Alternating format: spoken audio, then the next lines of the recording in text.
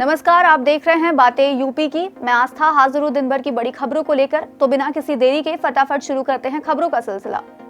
Global investor summit के बाद एक बार फिर से देश और दुनिया की बड़ी कंपनियां उत्तर प्रदेश के ग्रेटर नोएडा में आयोजित यूपी इंटरनेशनल ट्रेड शो में हिस्सा ले रही हैं। बड़ी बात यह है कि राष्ट्रपति द्रौपदी मुर्मू ने इंटरनेशनल ट्रेड शो का उद्घाटन भी कर दिया है।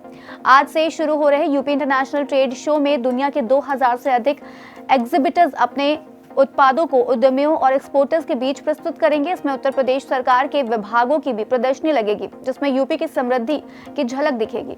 यूपी के सचिवालय के कार्यों में तेजी लाने और सालों से अटकी फाइलों का निस्तारण और पारदर्शिता के लिए विभागों में सचिवालय डेस्क ऑफिसर प्रणाली लागू करने का निर्णय किया गया है। इससे जहां फाइलों का तेज निस्तारण होगा, वहीं भ्रष्टाचार पर लगाम लगेगी, जिसके लिए मोदी सरकार के 40 मंत्रालयों में 623 डेस्क इकाई स्थापित की गई हैं। बता दें कि डेस्क ऑफिसर प्रणाली के तहत एक अनुसचिव या वरिष्ठ अनुभाग अधिकारी डेस्क से जुड़ी जिम्मेदारियों की प्रकृति के आधार पर डेस्क अधिकारी के रूप में कार्य करता है। दिल्ली में बने नए संसद भवन की तर्ज पर अब उत्तर प्रदेश में भी नए विधान भवन बनाने की योजना पर विचार चल रहा है। अटल बिहारी वाजपेयी की जयंती पर 25 दिसंबर को नए विधानसभा की आधारशिला रखी जाने की योजना तैयार की जा रही है।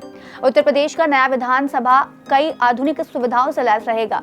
इसकी बिल्डिंग भूकंप रोधी, इको फ्रेंडली बनाई जाएगी। नया विधान भवन की डिजाइन बेहद खास होगी और इसे इस तरह से बनाया जाएगा कि पूरे देश में इसकी मिसाल दी जा सके।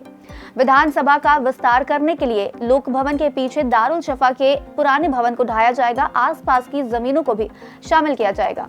अयोध्या में दीपोत्सव मेला 9 नवंबर से शुरू हो रहा है, जबकि मुख्य आयोजन राम की पैड़ी पर 11 नवंबर को 21 लाख दिए जलाकर होगा। इसकी तैयारी को लेकर डीएम आवासीय कार्यालय पर संबंधित विभागों के अधिकारियों की बैठक की गई।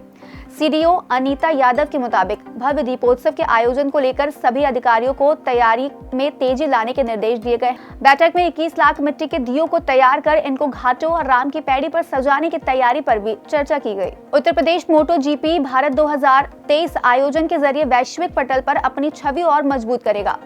22 से 24 सितंबर तक ग्रेटर नोएडा के बुद्ध इंटरनेशनल सर्किट में पहली बार इस इवेंट की मेजबानी प्रदेश सरकार कर रही है। इसके जरिए उत्तर प्रदेश को 200 से अधिक देशों में बतौर ब्रांड यूपी स्थापित करने का मौका मिलेगा। वहीं प्रदेश रेसिंग स्पोर्ट्स का भारत का इकलौता हब बनकर उभरेगा। इसका road map nodal agency invest UP ने तैयार किया है। 3 दिन के रेसिंग शो में रोजाना 1.5 लाख लोग हिस्सा लेंगे। दर्शकों की संख्या के आधार पर रेसिंग को लेकर ये दीवानगी क्रिकेट से भी ज्यादा है। लखनऊ यूनिवर्सिटी ने विभिन्न विभागों में असिस्टेंट प्रोफेसर, एसोसिएट प्रोफेसर और प्रोफेसर के पद पर भर्ती के लिए नोटिफिकेशन जारी किया है। फॉर्म भरने की आखिरी तारीख 30 सितंबर है। स्टेट बैंक ऑफ इंडिया ने पीओ के 2000 पदों पर भर्ती के लिए नोटिफिकेशन जारी किया है। इसकी फॉर्म भरने की आखिरी तारीख 27 सितंबर 2023 है। ग्रेजुएशन करने वाले इसके लिए अप्लाई कर सकते हैं। वहीं यूपीपीएससी ने असिस्टेंट टाउन प्लानर के 24 पदों पर वैकेंसी निकाली है। अगर आपकी उम्र भी 21 से 40 साल के बीच है तो अप्लाई कर सकते हैं। फॉर्म भरने की लास्ट डेट आज यानी 21 सितंबर है।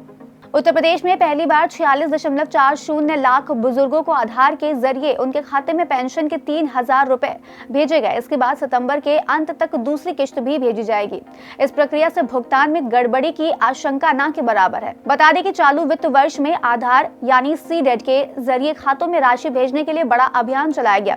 इसमें विभाग अपने रिकॉर्ड में सिर्फ आधार नंबर फीड करता है और राशि उसी बैंक के खाते में जाती है जो आधार से जुड़ा होता है। उत्तर प्रदेश में स्कूली शिक्षा से सभी 15 वर्ष तक के बच्चों को जोड़ा जाएगा। सरकार की मंशा है कि हर बच्चे को 10वीं कक्षा तक की शिक्षा प्रदान की जाए। सीएम योगी आदित्यनाथ ने सतत विकास लक्ष्यों के प्रभावी अमल की दिशा में अब तक उठाए गए कदमों की समीक्षा की। उन्होंने कहा कि एसडीजी मुख्य रूप से अंग्रेजी के 5 पी यानी पीपल, प्रॉस्पेरिटी, पीस, पार्टनरशिप और प्लैनेट के सिद्धांत पर आधारित है। इसमें सामाजिक, आर्थिक और पर्यावरणीय क्षेत्रों में तय किए गए लक्ष्यों को साल 2030 तक हासिल किए जाने के लिए सरकार प्रतिबद्ध है।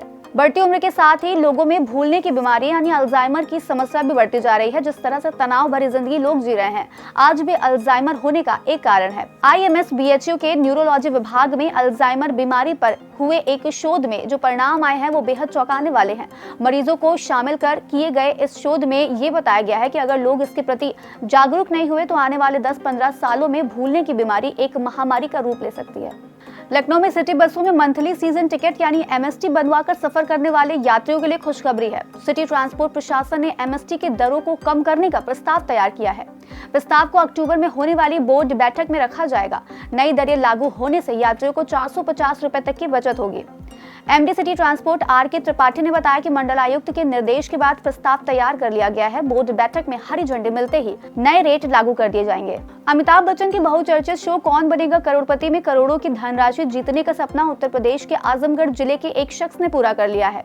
आजमगढ़ के रानी की सराय थाना क्षेत्र के अवंतिकापुरी गांव के निवासी जसलीन कुमार ने कौन बनेगा करोड़पति शो के 15वें एपिसोड में 1 करोड़ की धनराशि जीत ली है। बता दें कि जसलीन कुमार एक साधारण परिवार से आते हैं। केबीसी के 1 करोड़ और 7 करोड़ रुपए के सवाल के लिए वह नोटबुक तैयार करते थे। हॉट सीट तक पहुंचने के लिए वह 12 सालों से कोशिश कर रहे थे। सफलता मिलने के बाद मुंबई से घर लौटे जसलीन का घर वालों ने जोरदार स्वागत किया। आज का यूपी में फिलहाल इतना ही। अपने शहर की बड़ी खबरों का अपडेट पाने के लिए बने रहिए मेरे साथ और देखते रहिए बातें यूपी की।